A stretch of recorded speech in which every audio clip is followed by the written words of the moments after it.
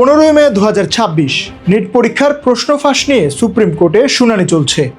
ঠিক সেই মুহূর্তে প্রধান বিচারপতির একটি অনাকাঙ্ক্ষিত মন্তব্য আক্ষরিক করতেই নাড়িয়ে দেয় পুরো ভারতকে। Youngsters like cockroaches, they don't get any employment, they don't have any place in profession. Some of them become media, some of them become social media, some of them become RTI activists, some of them become another activists, and they start attacking everyone. And you people file contempt petition because High Court is not taking up the matter of as if there are already parasites in society who attack you people, who attack the system, and you want to join hands with them. 140 কোটির দেশে যেখানে যুব সমাজ বেকারত্ব আর মূল্যস্ফীতির কষাঘাতে জর্জরিত, সেখানে এমন মন্তব্য মুহূর্তে জন্ম দেয় তীব্র ক্ষোভে।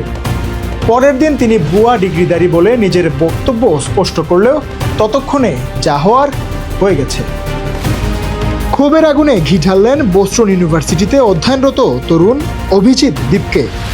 তার একটিমাত্র tweet, what if all cockroach come together.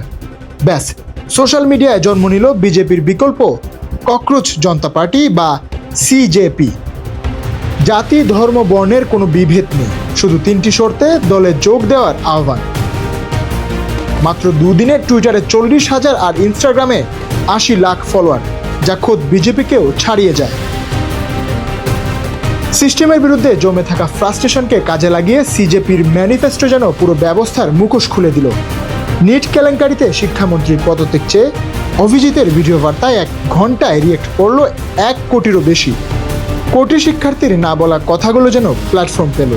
Internet মিম থেকে শুরু হওয়া জেনজির এই আন্দোলন মুহূর্তেই পরিণত হলো মোদী সরকারের গলার কাঁটায়।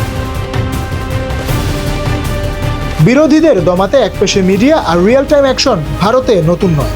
লাদাখ নিয়ে কথা বলায় পরিবেশবাদী সোনাম ওয়াংচুককে পাকিস্তানের দালাল বা গ্রেট নিকোবর ইস্যুতে রাহুল গান্ধীকে চাইনিজ এজেন্ট তকমা দিয়ে হেনস্থা হতে হয়েছে। এবার অভিজিতের ক্ষেত্রেও শুরু হলো হ্যাকিং আর প্রাণনাশের হুমকি।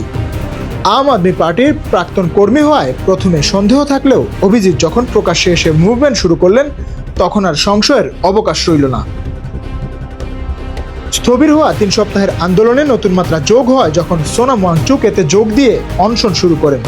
18 জুলাই পুলিশ তাকে জোর করে হাসপাতালে নিলে 20 জুলাই সংসদ চলো কর্মসূচির ডাক দেন ছাত্রনেতা অভিজিৎ। মেট্রো ও ইন্টারনেট সেবা বন্ধ করেও ঠেকানো যায়নি তরুণদের স্রোত। যন্তর মন্তর পরিণত হয় এক বিশাল প্রতিবাদী সমুদ্রে। 2000 পুলিশ ও 32 কোম্পানি প্যারামিলিটারির সাথে ধাওয়া পাল্টা ধাওয়া, লাঠিচার্জ আর টিয়ার ঘেঁষে ধোঁয়াশাচ্ছন্ন হয়ে পড়ে রাজপথ। আহত হন 180 জনেরও বেশি।